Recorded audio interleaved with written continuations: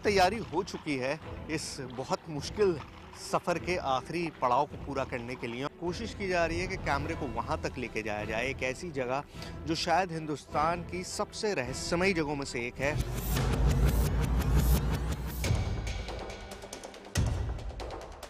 अब हम उस गुफा की तरफ बढ़ रहे हैं, वो गुफा जिसे देव द्वार कहते हैं, यानी देवों का द्वार।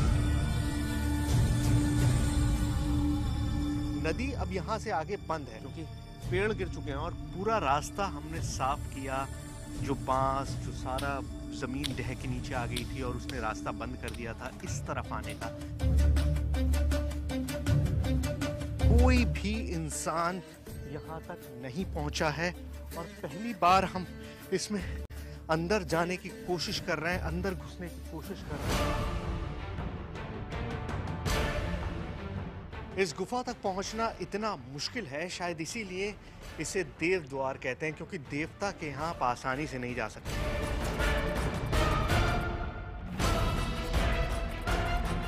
मैं आपको बताऊं, हमने कहा था कि हम इस गुफा में जाएंगे, हम इसी इरादे से यहाँ पर आए थे, लेकिन आप पानी की आवाज़ सुनिए। वहाँ से एक झरना फूट पड़ा है, पानी की बहुत तेज धार ऊपर से नीचे की तरफ गिर रही है और इससे आगे जाना अपनी जान को जोखिम में डालने जैसा है।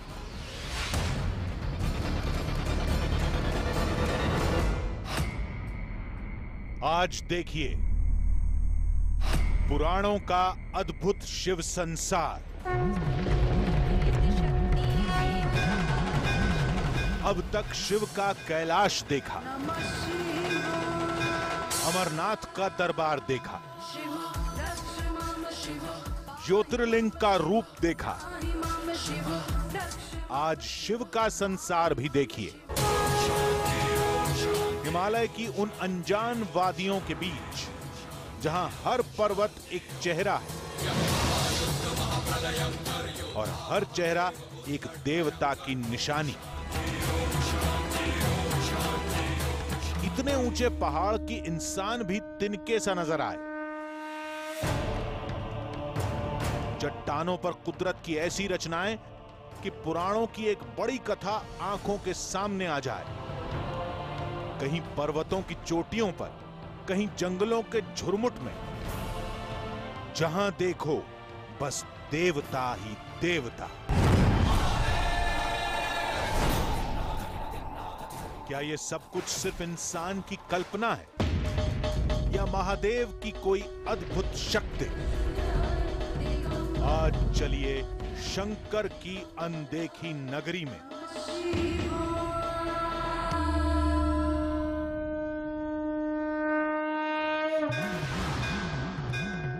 जहां शिव की बारात ठहरी थी, जहां शिव के श्राप से देवी देवता आज भी बंधे हैं। आज चलिए वहां जहां हर पत्थर में जान है और हर रचना पुराणों की पहचान। टीवी इतिहास में पहली बार हिमालय के कदमों में छिपे महादेव के अनदेखे, अनजाने, अनसुने संसार की खोज।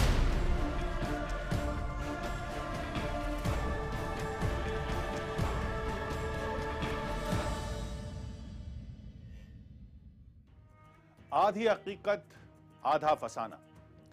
पुराणों से जुड़ी सबसे बड़ी कहानी की खोज में हमारी टीम त्रिपुरा के पहाड़ों पर भटक रही थी। हम पहली बार उस जगह तक पहुंचने में कामयाब रहे जिसे पुराणों में देवलोक का द्वार कहा गया। लेकिन हमारी तलाश यहीं खत्म नहीं हुई, बल्कि हमें पुराणों से जुड़ी एक और कहानी का पता चला। बताया गया कि यहां से कुछ दूरी पर एक और जगह है जिसके बारे में देश के बहुत कम लोग जानते हैं, जहां हजारों पर्वत हैं और हर पर्वत की आकृति कुछ ऐसी है जैसे खुद देवी देवता वहां विराजमान हो। शिव पुराण में भी ठीक ऐसी ही कहानी का जिक्र है, जिसमें कहा गया है कि महादेव शिव के श्राप की वजह से तमाम देवी देवता उन पहाड़ों पर मूर्ति रूप में स्थापित हुए थे। तो चलिए आज टीवी इतिहास में पहली बार देखिए महादेव शिव का एक अदृश्य लोक।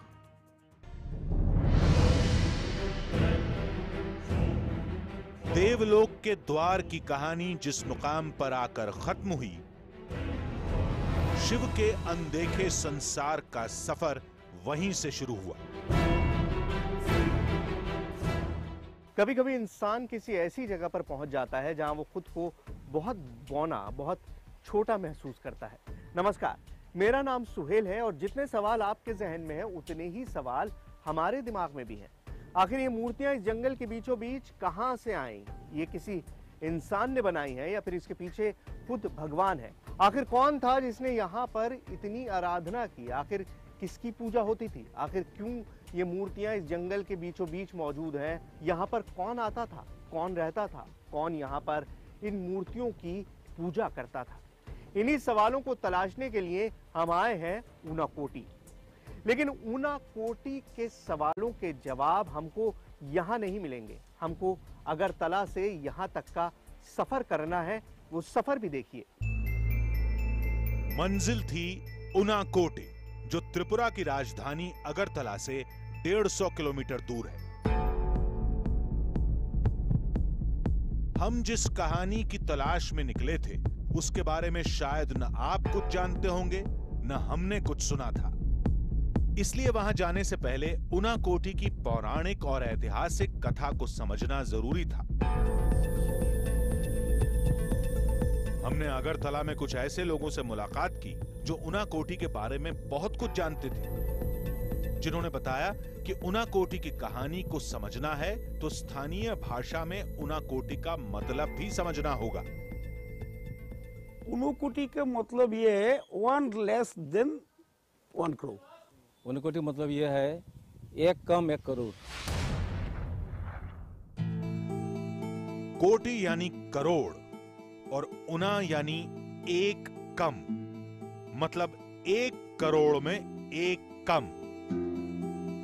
ऊनाकोटी के बारे में हमें बहुत सी कहानियां बताई गई, जिनमें एक कहानी हूबहू शिव पुराण की एक कथा से मेल खाती है, जिसके मुताबिक महादेव शिव 1 करोड़ देवी देवताओं को लेकर काशी के लिए रवाना हुए थे और त्रिपुरा के इन्हीं जंगलों में महादेव ने आराम के लिए पहला डेरा जमाया था।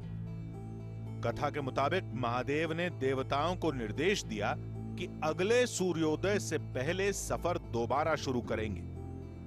अगली सुबह भगवान शिव सफर के लिए तैयार थे, लेकिन बाकी देवता अब भी आराम कर रहे थे। कथा के मुताबिक शिव नाराज हुए और उन्होंने सभी देवी देवताओं को एक भयानक श्राप दे दिया। All with the god and goddess वहाँ या रात को ठहर गए। तो सुबह को उनको जाना था, तो बहुत सुबह हुआ तो हमारे शिवा चल दिए। बहुत सुबह को वो चल दिए। हमारे जो देवताओं थे इतना सुबह वो उठ नहीं सके शिवा, तो that is why they became rocked here. ऐसा चलता है कि जो उठ नहीं पाए वो ऐसा ही सोए रहे यहाँ, वो ऐसा ही पत्थर में समा गए यहाँ।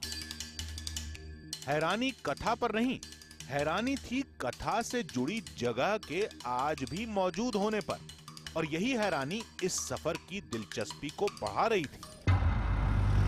ऊनाकोटी के उस शिव संसार का पहला पड़ाव है कैलाश शहर। नाम से ही साफ था कि आगे महादेव की कोई दुनिया हमारा इंतजार कर रही है। रास्ते में निगाह पड़ी इस अनोखे पेड़ पर। यह बरसों पुराना पेड़ वनस्पति विज्ञान को चुनौती दे रहा था। इसकी शाखाएं ऊपर जाने के बजाय नीचे की ओर झुक रही थी।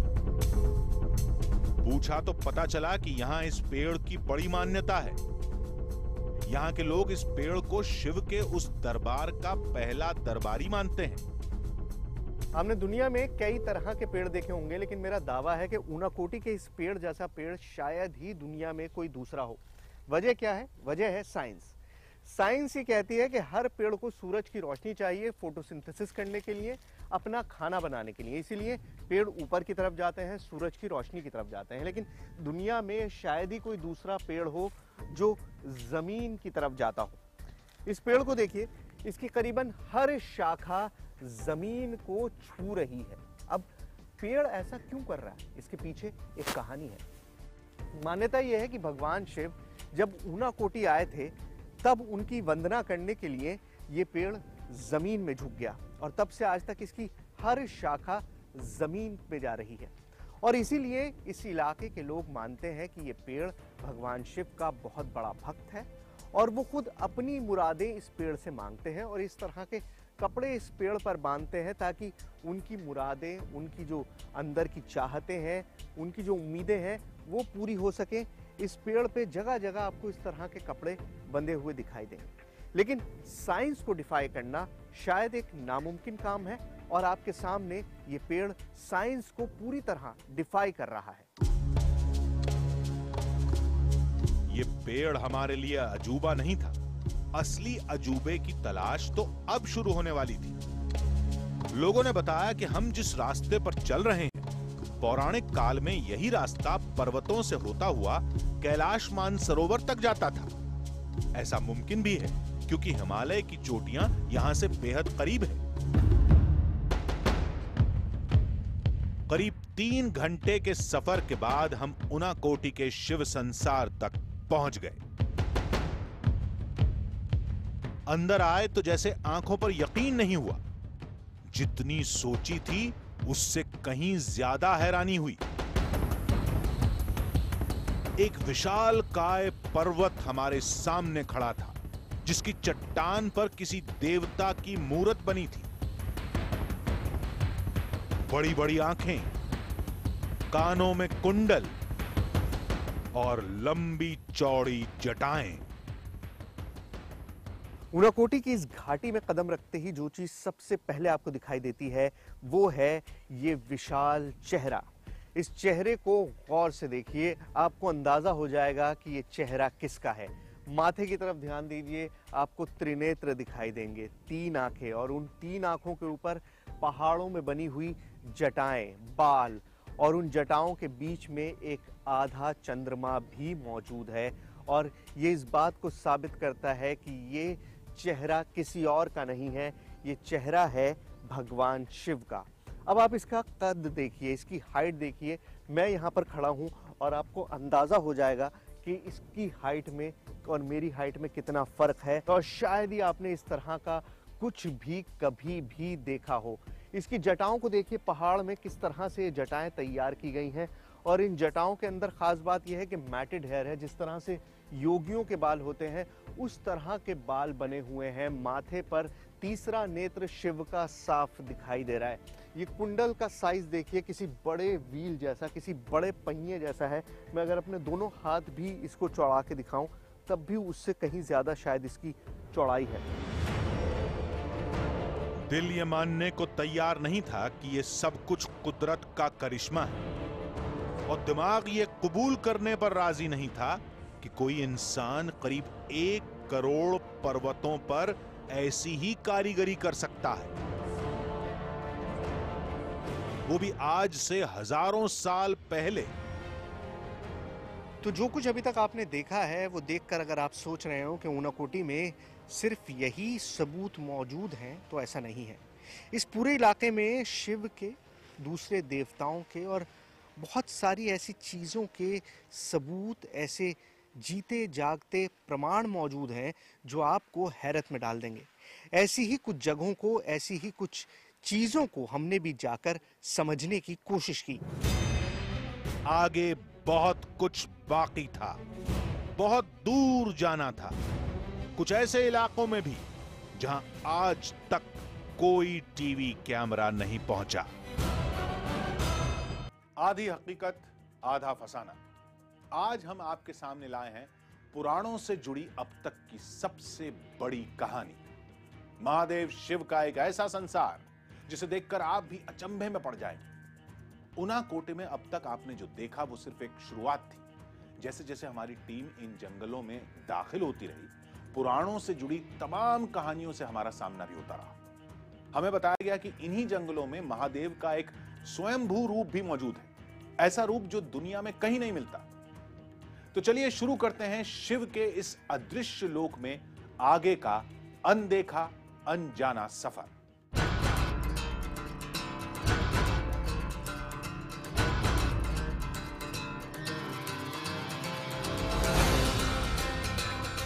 जो अब तक पुराणों में पढ़ते रहे, जो अब तक किस्से कहानियों में सुनते रहे। शिव के श्राप से देवी देवताओं के पत्थर में बदल जाने की कथा जैसे हमारी आंखों के सामने मौजूद थी। बहुत कुछ देखना था, बहुत कुछ तलाशना था, इसलिए हमने आगे का सफर शुरू किया। हम हैरान थे कि यहाँ शिव की एक नहीं कई मूर्तियां हैं। लेकिन गौर से देखा तो पता चला कि हर मूर्ति महादेव का अलग रूप है। शिव शंकर शंभु महादेव, शिव शंकर शंभु महाकाल हरि, जो ऊनाकोटी के हर कोने पर मौजूद है। यानी आप ऊनाकोटी को किसी भी दिशा से देखें तो पहली झलक शिव की ही मिलेगी। कालिदास ने अपने महान ग्रंथ कुमार संभव में शिव के 8 रूपों का जिक्र किया है और ऊनाकोटी में आपको ये सारे रूप देखने को मिलते हैं। जब आप घाटी में नीचे उतरते हैं जो दूसरा चेहरा आपके आंखों के सामने आता है वो ये है। आप देख सकते हैं इसकी बनावट से साफ हो जाएगा, इसके माथे पर जो तीसरा नेत्र बना हुआ है उससे आपको अंदाजा लग जाएगा कि ये चेहरा किसका है। ये भी भगवान शिव का है, शिव से जुड़ा हुआ है ये चेहरा भी, ये भी शिव का ही प्रतिबिंब है जो यहाँ पर पहाड़ पर उकेरा गया है। और इसके साइज की बात करूं, इसकी ऊंचाई की बात करूं तो आपको यहाँ खड़े होकर अंदाजा हो रहा होगा, मैं यहाँ खड़ा हूँ, कि ये कितना ऊंचा है। ये करीबन 10 मीटर ऊंचा है। पहाड़ में पूरी तरह से तराश कर इस चेहरे को बनाया गया है। लेकिन जो चेहरा हमने पहले देखा था उससे चेहरा अलग है। इसमें जटाएं नहीं है, इसमें वो बाल नहीं है, इसमें सिर पर वो आधा चंद्रमा नहीं है जो पिछली वाली मूर्ति में था। ये सब कुछ सिर्फ ऊनाकोटी का वो इलाका है जिसे प्रशासन और स्थानीय लोग खोज चुके हैं। बताया गया कि यहाँ के जंगलों में आज भी ऐसे कई इलाके हैं जहाँ इंसानी कदम नहीं पड़े हैं। लोग बताते हैं कि इन जंगलों में आप जहाँ भी जाएंगे देवताओं के ऐसे ही रूप पाएंगे। वैसे ये इलाका फिलहाल भारतीय पुरातत्व विभाग के संरक्षण में है और इसे यूनेस्को की वर्ल्ड हेरिटेज साइट में शुमार करने की कोशिश भी जारी है। शायद इसलिए क्योंकि ऊनाकोटी आज भी हिंदू पुराणों की कई कथाओं का जीता जागता गवाह है। तो शिव की इस मूर्ति के बराबर में जो एक मूर्ति आपको बिल्कुल मेरे पीछे दिखाई दे रही है वो है गंगा की।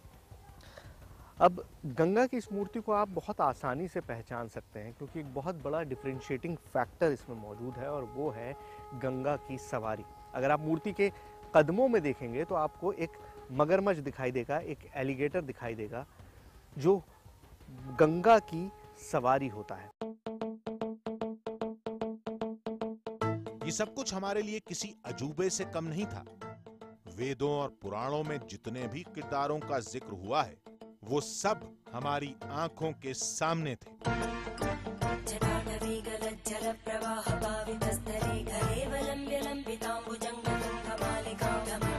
कुछ मूर्तियां पहचान में आती हैं तो कुछ ऐसी भी हैं जिनसे जुड़ी कहानियों को समझ पाना बहुत मुश्किल है। ऊनाकोटी के इस शिव संसार को पहली बार टीवी कैमरे पर कैद करने की बेकरारी में हम आगे बढ़ते रहे।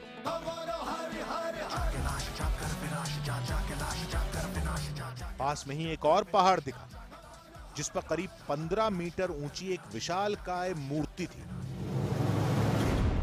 हाथों में सुदर्शन चक्र, सिर पर मुकुट और शेषनाग की सवारी।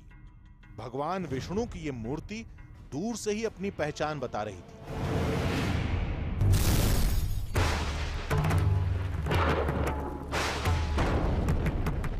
लोग मानते हैं कि शिव के श्राप के बाद भगवान विष्णु भी पत्थर रूप में हमेशा के लिए ऊनाकोटी में विराजमान है। तो यहाँ पर शिव की मूर्तियां तो आपने बहुत देख ली, लेकिन ये देखिए यहाँ पर विष्णु की मूर्ति भी मौजूद है और इस मूर्ति की भी बनावट खास है। ये चतुर्भुजी है, मतलब इसके भी 4 हाथ हैं और साथ में इसका डेकोरेशन देखिए। गले में पहना हुआ हार देखिए, कानों में पहने हुए कुंडल देखिए। ऊनाकोटी का ये इलाका कई किलोमीटर के दायरे में फैला है। आसपास घने जंगल हैं। कुछ इलाकों के बारे में यहाँ के लोग जानते हैं, तो कुछ ऐसे भी हैं जहां आज तक कोई नहीं पहुंचा। हमने फैसला किया कि यहां तक आए हैं तो उनाकोटी की हर तस्वीर को खंगाला जाए। 100 साल पहले तक ये मंजर लोगों की आंखों से ओझल था, क्योंकि उनाकोटी पहुंचने का कोई रास्ता नहीं था। आपने देखा पहाड़ों से घिरी हुई घाटी है जहां पर चारों तरफ जंगल है।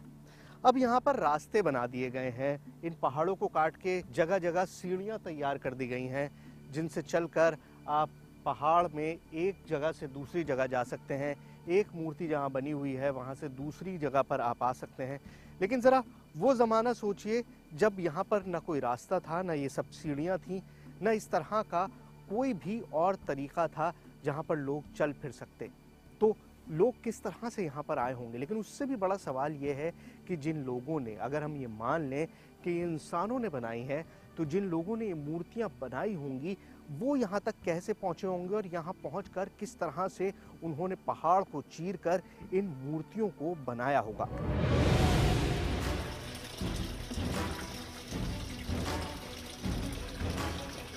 आगे बढ़े तो पहाड़ों के बीच एक झरना दिखाई दिया। यहां रहने वाले कुछ साधु संत इस झरने के नीचे बने कुंड में स्नान कर रहे थे। पूछा तो बताया कि इसे सीता कुंड कहते हैं और इसका पानी गंगा नदी जितना ही पवित्र है। हिंदू रीति रिवाजों में पानी से नहाना, स्नान करना बहुत पुण्य माना जाता है और इसकी खास तारीखें होती हैं, खास जगहें होती हैं। आपने गंगा के बारे में सुना होगा, लेकिन उनाकोटी में भी एक ऐसी ही जगह मौजूद है। एक पानी का कुंड, एक पानी का झरना जो आता है। उनाकोटी छारा के नाम से वो झरना है और उस झरने का पानी जहाँ जमा होता है उसे सीता कुंड कहा जाता है। और मान्यता ये है कि इस कुंड में नहाने से सारे पाप धुल जाते हैं, खत्म हो जाते हैं। लेकिन बड़ी बात यह है कि आज तक ये नहीं पता चल पाया कि पानी जो है उनाकोटी छारा का वो आता कहाँ से है। बहुत से लोग मानते हैं कि इसका सीधा ताल्लुक गंगा से है। ये गंगा का पानी है और गंगा के पानी की तरह ही ये पवित्र है। दूसरी मान्यता ये भी है कि मकर संक्रांति वाले दिन खुद गंगा मैया इस धारा में बहती हैं, खुद इस धारा में समा जाती हैं, सम्मिलित हो जाती हैं और इसीलिए दूर दूर से लोग आते हैं हजारों की तादाद में और इस पानी में स्नान करते हैं और अपने पाप को धोने की, उनसे छुटकारा पाने की कोशिश करते हैं। इस कुंड के पास तमाम स्थानीय लोग मौजूद थे। कुछ पूजा पाठ चल रहा था। पूछने पर पता चला कि उनाकोटी को पूर्वजों के तर्पण की सबसे पवित्र जगह माना जाता है।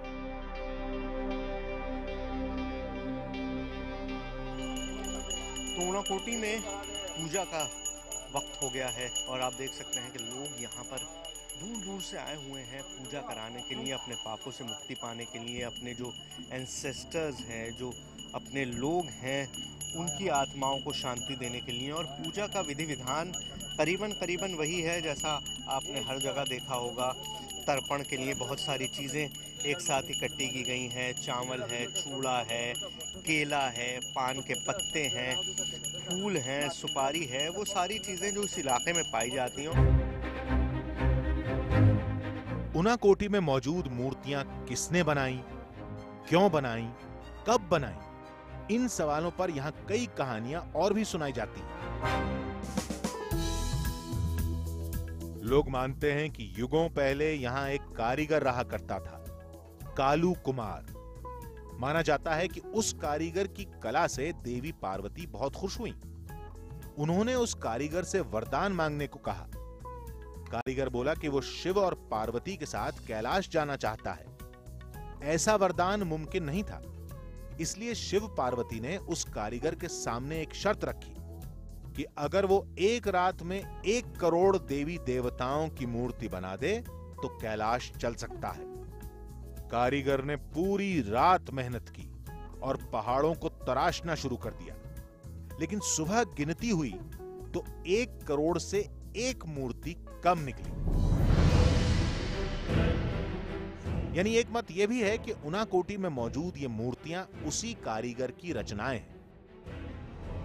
वैसे सच तो यह है कि खुद भारतीय पुरातत्व विभाग भी आज तक उनाकोटी के रहस्य नहीं समझ पाया। कुछ जानकार मानते हैं कि ये मूर्तियां 5वीं शताब्दी के आसपास की हैं, तो कुछ मानते हैं कि ये सब कुछ 5,500 साल पुराना है, यानी महाभारत काल से भी पहले का। कहानी पेचीदा थी। सोचा इस पहेली को बाद में सुलझाएंगे, पहले उनाकोटी की हर तस्वीर को कैमरे में कैद किया जाए। इन पहाड़ों के बीच हम जितना आगे बढ़ते रहे, रहस्य और भी गहरा होता रहा। सबसे ज्यादा हैरानी हुई भगवान गणेश की मूर्तियों को देखकर।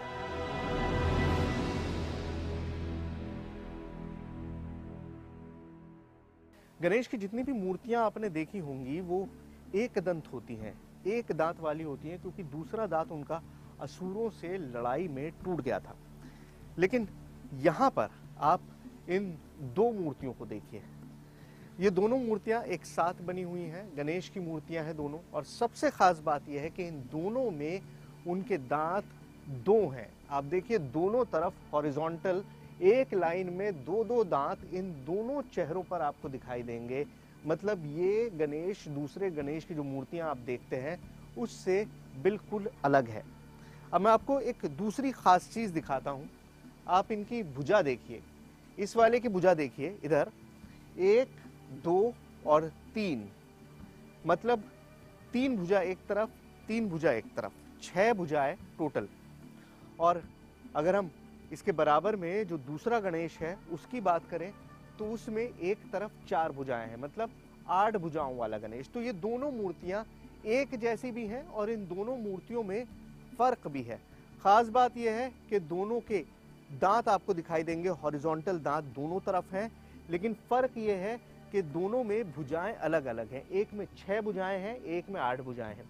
इसका क्या सिग्निफिकेंस है, ये क्यों होता है, ये हमको अभी नहीं पता, क्योंकि इस बारे में ज्यादा जांच नहीं की गई है, लोगों ने इसके बारे में ज्यादा पता नहीं लगाया। लेकिन फिर भी कुछ तो खास है। 3 मूर्तियां बराबर में गणेश की एक साथ मौजूद हैं और तीनों अलग अलग हैं।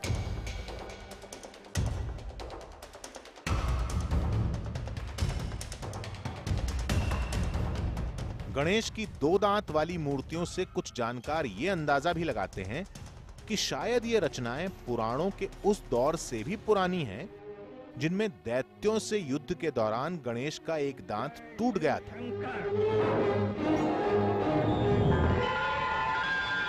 लोग बताते हैं कि बरसों पहले यहां एक भयानक भूकंप आया था, जिसकी वजह से तमाम चट्टानें टूट गईं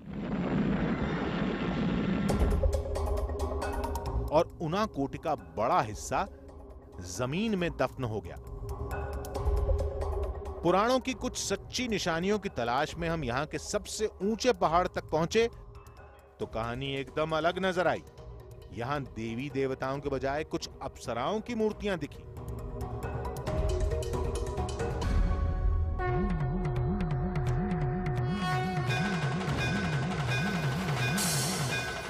लोगों ने बताया कि एक कहानी तो यह भी है कि इसी जगह पर शिव और पार्वती का विवाह हुआ था और सभी देवी देवता विवाह में शामिल हुए थे। उनाकोटी में सिर्फ देवी देवता ही मौजूद नहीं है, उसके अलावा भी और बहुत सारी चीजें हैं। जैसे अभी हम जब घाटी के इस सबसे ऊंचे पॉइंट पर आए, और मैं आपको बताऊं ये सबसे ऊंचा पॉइंट इसलिए नहीं है कि ये सबसे ऊंचा था, बहुत सारा पहाड़ नीचे गिर चुका है उस अर्थक्वेक में, जलजले में। तो ये सबसे ऊंचा पॉइंट है इस वक्त। और यहाँ पर आप मेरे पीछे जो 2 फिगर देख रहे हैं, अगर आप गौर से देखेंगे तो आपको अंदाज़ा हो जाएगा कि ये दोनों फिगर्स महिलाओं के हैं और ये डांसिंग पोस्चर्स हैं। अगर आपको दिखाऊं, पहला वाला जो फिगर है वो आपको नज़र आएगा कि बैठा हुआ है, ऐसे बैठा हुआ है जैसे कोई डांस में बैठता है। और यहाँ पर जो एक पीछे है ये खड़ा हुआ है, लेकिन उसके भी हाथ और मुद्रा अगर आप देखेंगे तो वो डांसिंग मुद्रा है। इस तरह का पोज है जैसे किसी ने कोई डांसिंग पोज लिया हो, कोई नाचने की तैयारी कर रहा हो या नाच रहा हो। तो जो एक कहानी है, किंवदंती है, शिव की शादी, शिव और पार्वती की शादी इसी जगह पर हुई थी और उसको सेलिब्रेट किया गया था। और उसी को सेलिब्रेट करने के लिए, उसी का जश्न मनाने के लिए यहाँ पर सभी देवी देवता एकत्रित हुए थे, इकट्ठे हुए थे। और उनको एंटरटेन करने के लिए, जाहिर है अगर शादी थी तो उस शादी में नाच गाना भी होगा। और ये वो सेलेस्टियल डांसर्स हैं, अप्सराएं हैं जो यहाँ पर उस वक्त शायद नाच रही थी, और उनके ये फिगर्स हैं, उनकी ये फिगरीन्स हैं जो हमारे सामने मौजूद हैं, और डांसिंग पोस्चर्स हैं। और ऐसी एक नहीं है यहाँ पर, अगर मैं इधर उधर देख रहा हूँ तो यहाँ पे सैकड़ों पत्थर हैं, टूटे हुए टुकड़े हैं, जो इस तरह के डांसर्स की पोज, उनकी वेशभूषा, उनके आभूषण दिखाई दे रहे हैं। तो ये भी शायद उन करोड़ देवी देवताओं का हिस्सा है, करोड़ से एक कम देवी देवताओं का हिस्सा जो ऊनाकोटी में किसी वक्त मौजूद थे। इतना ही नहीं, शिव पार्वती की शादी से जुड़ी कुछ और कहानियां भी यहाँ की चट्टानों पर सजी हैं। मेरे पीछे जो आपको मूर्ति दिखाई दे रही है वो कामदेव की है, और आप देख सकते हैं कि उनके धनुष में 5 बाण लगे हुए हैं। ये बाण क्या है, ये पूरी कहानी क्या है, ये मैं आपको बताऊं। कहानी है भगवान शिव और पार्वती की शादी की। ये देवता चाहते थे कि भगवान शिव और पार्वती की शादी हो, क्योंकि उनकी संतान ही देवताओं को राक्षस से बचा सकती थी, और इसीलिए उन्होंने इस काम पर लगाया कामदेव को। ऊनाकोटी के इस हिस्से में जो देखना था हम देख चुके थे, यहां से जुड़ी अलग अलग कहानियों को भी समझ चुके थे। अब बारी थी ऊनाकोटी के जंगलों में दाखिल होने की, उन इलाकों तक जाने की जो आज तक दुनिया की नजर से दूर है। हमें बताया कि उन जंगलों में शिव के एक चतुर्मुखी शिवलिंग है, जहां कुछ आदिवासियों को छोड़कर कोई नहीं जाता। लोग दावा करते हैं कि वहां अक्सर एक साधु को देखा जाता है, ऐसा साधु जो शेर पर सवार होकर आता है और रोज उस शिवलिंग की आराधना करता है। इस कहानी के साथ ही हमें अगली मंजिल का पता मिल चुका था, और हमारी टीम उन जंगलों की ओर रवाना हो चुकी थी। आधी हकीकत आधा फसाना। ऊनाकोटी में दावा होता है कि यहां के घने जंगलों के बीच महादेव का एक स्वयंभू रूप है, यानी एक चतुर्मुखी शिवलिंग। यह शिवलिंग कितना पुराना है इसका सटीक अंदाजा भारतीय पुरातत्व विभाग को भी नहीं है। लोगों का दावा है कि उस शिवलिंग के पास हर रोज एक रहस्यमय साधु को देखा जाता है। लोग कहते हैं कि वो साधु शेर पर सवार होकर आता है और शिव की आराधना के बाद जंगल में कहीं गायब हो जाता है। इसलिए हमारी टीम ऊनाकोटी के घने जंगलों की ओर निकल पड़ी। शिव का एक स्वयंभू रूप, शेर पर सवार होकर आता कोई साधु, और सदियों से जारी शिव की एक रहस्यमय आराधना। समझ में नहीं आया कि इस दावे पर यकीन करें या सिर्फ दंत कथा समझकर खारिज कर दें। फिर सोचा कि जब यहां तक आए हैं तो उस कहानी को देखने में हर्ज क्या है। इसलिए हम निकल पड़े ऊनाकोटी के पास उस घने जंगल की ओर, जिसका नाम है शिवबाड़ी। यहां आए तो पहली मुलाकात इस ऊंची शिला से हुई। पास जाकर देखा तो हम भी हैरत में पड़ गए, क्योंकि यह शिला नहीं बल्कि शिव की एक विशाल मूर्त थी, जिसका बहुत बड़ा हिस्सा अब जमीन के नीचे दबा हुआ है। तो अब आप जो देखने जा रहे हैं वो शायद टेलीविजन पर किसी ने कभी नहीं देखा होगा, क्योंकि मेरा दावा है यहाँ तक कोई कैमरा कभी पहुँचा ही नहीं होगा। आपके सामने पहाड़ पर बना हुआ एक पत्थर है, और उस पत्थर में खास क्या है आप अपनी आंखों से देखिए। अगर आप गौर से देखेंगे तो आपके सामने आकृतियां उभरनी शुरू हो जाएंगी। सबसे पहले ये चेहरा देखिए, इसमें आंख मौजूद है, ये मुंह है, और साथ में ये फन निकला हुआ है, और जाहिर है ये सांप है। ये सांप की पूरी बॉडी इसी तरह से गई हुई है, और यहाँ से सांप घूमता हुआ इस पूरे पत्थर के चारों तरफ फैला हुआ है, और ये पूरा घूम के वापस यहाँ आ जाता है। ये एक सांप नहीं है, इस तरह के कई सांप हैं जो इस पत्थर के चारों तरफ लिपटे हुए हैं। इस जगह का नाम शिवबाड़ी है। शिवबाड़ी का भी कनेक्शन जाहिर है शिव से होगा, और इसीलिए यहाँ पर ये पत्थर मौजूद है जिस पर सांप की आकृतियाँ हैं। ये देखिए, सांप की पूंछ है, और इस पूंछ के पीछे पूरी बॉडी है जो जा रही है। एक दूसरे में सांप लिपटे हुए हैं, और आप गौर से देखेंगे तो आपको और चीज़ें दिखाई देनी शुरू हो जाएंगी। जैसे यहाँ पर ये बीड्स बनी हुई हैं, मोती से बने हुए हैं। इसके नीचे ये डिज़ाइनर कुछ बना हुआ है, कोई ज्योमेट्रिक डिज़ाइन, और ये नाग लग रहा है, जैसे नाग का मुंह उस तरफ से मुड़ा हुआ। आपने नाग का हुड अगर देखा हो, फन देखा हो, तो ये नाग के फन जैसा लग रहा है। और वापस घूम के ये फिर इसी तरह से, ये पूरा इतना बड़ा पत्थर है जो इस पहाड़ पर टिका हुआ है, यहाँ पर रखा हुआ है। ये पत्थर यहाँ पर कहाँ से आया, क्यों आया, ये आज तक किसी को भी नहीं पता। किसी को ये जानकारी भी नहीं है कि आखिर इस पत्थर का यहाँ पर मकसद क्या है। सिर्फ इतना पता है कि इस गांव का नाम शिवबाड़ी है और ये ऊनाकोटी से करीबन 8-9 किलोमीटर दूर है। जाहिर है नाम शिवबाड़ी है तो शिव से इसका कनेक्शन है, शिव से इसका ताल्लुक है और इसीलिए पत्थर मौजूद है। लेकिन मुझे लगता है कि ये पत्थर जो हमें जो दिख रहा है उससे कहीं ज़्यादा गहरा है और मेरे हिसाब से ये शायद एक और मूर्ति है जो यहाँ ज़मीन में दबी हुई है और उसका सिर सिर्फ हमको दिखाई दे रहा है और हमको ये सांप की आकृति दिखाई दे रही है, सांप का फन दिखाई दे रहा है। आप इधर भी देखेंगे तो इधर भी आपको सांप की बॉडी दिखाई देगी, पूरा स्केल दिखाई देगा, सांप की जिस्म पे जिस तरह से बना हुआ होता है उसी तरह का वो पूरा आपको दिखाई देगा। तो ये पूरा का पूरा यहाँ पर है और इसको अगर और निकाला जाए तो कोई बड़ी बात नहीं होगी कि यहाँ पर एक पूरी मूर्ति निकल आए। इसी तरह की बहुत सारी चीज़ें हैं जो यहाँ बिखरी हुई हैं जिनका ताल्लुक़ है शिव से और शायद इसीलिए इस जगह को माना जाता है कि शिव खुद यहाँ पर मौजूद थे। अब बारी थी शिव के उस स्वयंभू रूप को देखने की जिसकी तलाश में हम इन वीरान रास्तों पर निकल पड़े। करीब 2 किलोमीटर के पैदल सफर के बाद शायद हमारी मंजिल सामने मौजूद थी। काफी देर तक हम इस आकृति को समझने की कोशिश करते रहे।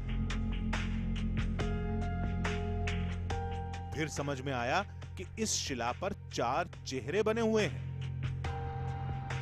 और इसका आकार भी शिवलिंग जैसा ही है। शिवलिंग पर सिंदूर लगाया गया है, यानी कुछ लोग आज भी इसकी आराधना के लिए आते हैं। ऊनाकोटी की इस घाटी में ये अपनी तरह का इकलौता शिवलिंग है। आप देख सकते हैं कि 4 मुख हैं, ये चतुर्मुखी शिवलिंग है और इस पूरी घाटी के बीचों बीच ये शिवलिंग मौजूद है। अगर आप इधर देखेंगे तो चारों तरफ इसके इतना घना जंगल है जहाँ पर सूरज की रोशनी भी नीचे नहीं आती। आप देखिए इस वक्त दोपहर का टाइम है, चारों तरफ सूरज है और यहाँ पर आपको लगेगा जैसे झुरमुटा है, अंधेरा है, क्योंकि जंगल इतना घना है, इतने पेड़ पौधे हैं कि यहाँ पर सूरज की रोशनी भी नीचे नहीं आती और उसके बीचों बीच ये चतुर्मुखी शिवलिंग मौजूद है जिसकी आराधना यहाँ आने वाले योगी करते हैं। हमने सुना है एक नागा बाबा के बारे में, एक ऐसे नागा बाबा के बारे में जो शेर पर सवार होकर इस शिवलिंग की पूजा करने आते थे। लोगों ने उनको अपनी आंखों से देखा है और ऐसे बहुत सारे लोग हैं जो ये दावा करते हैं कि उन्होंने शेर पर सवार उस नागा बाबा को खुद देखा है। क्या वाकई लोगों का दावा सच्चा है? क्या वाकई कोई साधु शेर पर सवार होकर यहाँ आता है?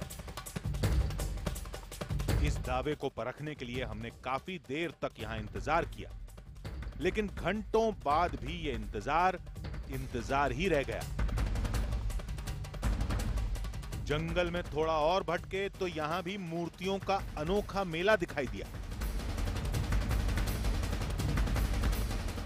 ऊनाकोटी में हर एक कदम आपके लिए एक नई डिस्कवरी की वजह बनता है। हम इस जंगल में बहुत गहरे आए तो ये 2 मूर्तियां हमारे सामने हैं। अब मैं आपको एक ख़ास बात बताऊं, यहाँ पर जितनी भी बाकी और मूर्तियां हैं वो सब पहाड़ से तराश कर बनाई गई हैं, लेकिन ये मूर्तियाँ एक अलग पत्थर में यहाँ रख दी गई हैं। 2 मूर्तियाँ हैं, कुमार और सुंदरा की, लेकिन इस तरह की हज़ारों लाखों मूर्तियाँ इस पूरे इलाके में, इस पूरी घाटी में, इस पूरे जंगल में मौजूद थीं, जिनमें से ज़्यादातर अब गायब हो चुकी हैं।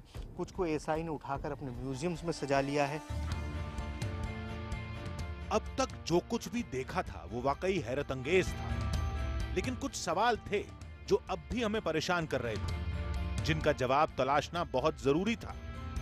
इसलिए हम दोबारा ऊनाकोटी पहुंचे और उन मूर्तियों की नए सिरे से पड़ताल की। हमने पाया कि उनाकोटी की पहेली को सुलझाने का सुराग इन मूर्तियों की बनावट में ही छिपा है।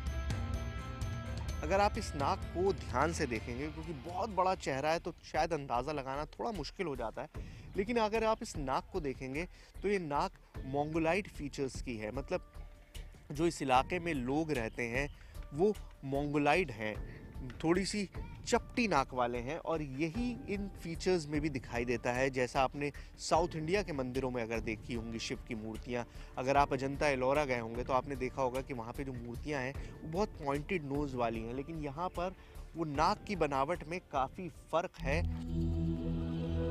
मतलब ये कि यहाँ मौजूद इन मूर्तियों के चेहरे यहाँ के स्थानीय लोगों के नयन नक्श से मेल खाते हैं। इन मूर्तियों में जिस तरह के आभूषण दिखाए गए हैं वो यहाँ की आदिवासी परंपरा से जुड़े हैं। अब सवाल ये कि अगर ये सब कुछ भगवान के चमत्कार से जुड़ा है तो फिर मूर्तियों की शक्ल सूरत में किसी एक प्रजाति का प्रभाव क्यों दिखा? इस रहस्य को थोड़ा और सुलझाने के लिए हमने दुनिया भर में मिली ऐसी ही कारीगरी की पड़ताल शुरू की। तो पहली नजर पड़ी अफगानिस्तान में बामियान बुद्ध की विशाल मूर्तियों पर। इनमें एक मूर्ति 34 मीटर ऊंची है तो दूसरी 43 मीटर। इतिहासकारों के शोध में पता चला कि इन मूर्तियों का निर्माण 591 से 644 ईस्वी के बीच किया गया, यानी इन्हें बनाने में करीब 53 साल का वक्त लगा। भारत में अजंता की गुफाएं भी ऐसा ही अजूबा हैं। जानकार मानते हैं कि इनका निर्माण 460 से 480 ईस्वी के बीच हुआ। चीन में लिशान जायंट बुद्धा की मूर्ति को देखिए। अनुमान लगाया गया कि यह मूर्ति 8वीं सदी में बनी और इसके निर्माण में 90 साल का वक्त लगा होगा। ऐसे में कुछ जानकारों को इस कथा पर भी संदेह है कि उनाकोटी की इन मूर्तियों को कालू कुमार नाम के किसी कारीगर ने सिर्फ एक रात में बना दिया था। कई जानकारों का अनुमान है कि उनाकोटी की ये मूर्तियां 8वीं शताब्दी में यहाँ के राजाओं ने बनवाई थी। राजा निर्वासित होके, एग्जाइल्ड होके अपना लोगों के साथ, अपना साथियों के साथ, अपना जितना आर्म फोर्सेस है, अपना जितना मंत्री परिषद है, उन लोगों के साथ इधर आए और छुपा के रहे। बहुत दिन गुजरे और इसी टाइम क्या करें, उनका लोगों ने ये सारे वो कार्विंग मूर्त वगैरह उधर बनाए थे। हालांकि कई इतिहासकार ऐसे भी हैं जो यहाँ की दंत कथाओं को ही हकीकत मानते हैं। उनके मुताबिक उनाकोटी की ये मूर्तियां वैदिक काल से भी पुरानी हैं। शिवा तो है कि ऐसा हमारे इंडिया में शिवा इज इन, देवता इज इन प्री वैदिक एज। वेद के आगे से हमारे शिवा का पूजा वर्शिप होया आया है हमारा इस देश में, सब कॉन्टिनेंट में, और ये कल्ट है शिवा कल्ट। तो आर्कियोलॉजिस्ट ऐसा मानते हैं कि हमारे प्री वैदिक एज में ये बनाया गया था। उनाकोटी की पहेली, शिव के इस संसार का रहस्य सदियों से कुछ ऐसे ही उलझा हुआ है। सच क्या है कोई नहीं जानता, लेकिन इतना पता है कि उनाकोटी शिव की एक ऐसी दुनिया है जिसका हूबहू जिक्र पुराणों में मिलता है, और हम टीवी इतिहास में पहली बार उस शिव संसार को दुनिया के सामने लाने में कामयाब रहे। उनाकोटी का ये शिव संसार वाकई एक रहस्य है। इन मूर्तियों को किसने बनाया, कब बनाया, इसकी जानकारी आज तक किसी को नहीं। शायद इसीलिए उनाकोटी की कहानी सदियों से आधी हकीकत और आधा फसाना बनकर मौजूद है। हमारी कोशिश बस इतनी थी कि यह कहानी देश के सामने आए, आप सभी शिव के इस अद्भुत संसार को देख पाएं। तो अगले हफ्ते फिर मिलेंगे एक नई कहानी के साथ, जिसमें थोड़ा सच होगा, थोड़ा बहाना, आधी हकीकत आधा फसाना।